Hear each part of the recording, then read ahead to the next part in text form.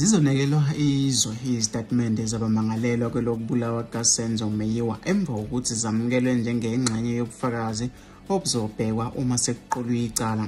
uMeyiwa wayeyintandokazi Orlando Pirates neBafana Bafana wadutshulwa wabulawa ekubo kwentombi yakhe uKelly Khumalo eFosrolas eGauteng ngo-2014.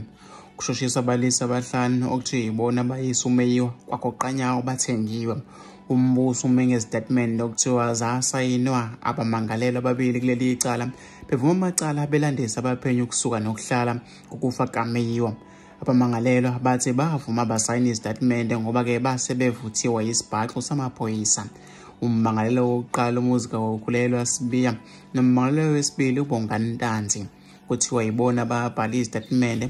uNtanzi waze wathatha amaphoyisa ewakhombisa kubo kaKelly lapho okwafela khona uMeyiwa. Abaphenyi bathi abamangalelwa badalula ngisho umqashi wabo wabanika itoho lokucoboshisa uMeyiwa futhi-ke bakhokhelwa emva kwalokho.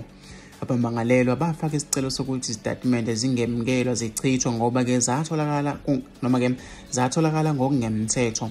Umbuso ubize ufakazi bawo abachaze kabanzi ngokuthatha kwezitatimende kanti-ke nabamangalelwa baphisa babo.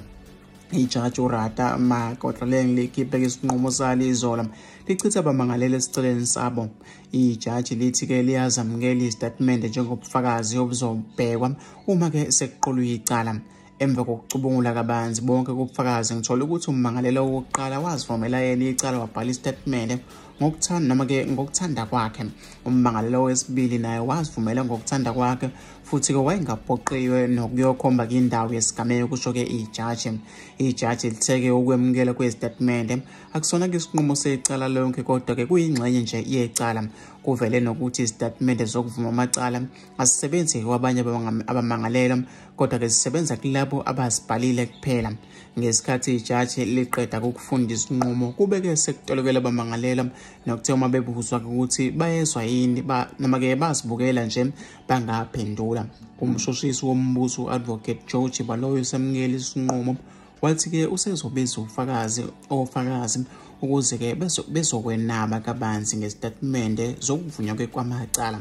Ummeli wabamangalelwa uMnumzane Sipho Ramosepele ucele ukuthi bangaqali-ke bahanjiswe ejele abahlala kulona usafuna-ke inguyazana nabo.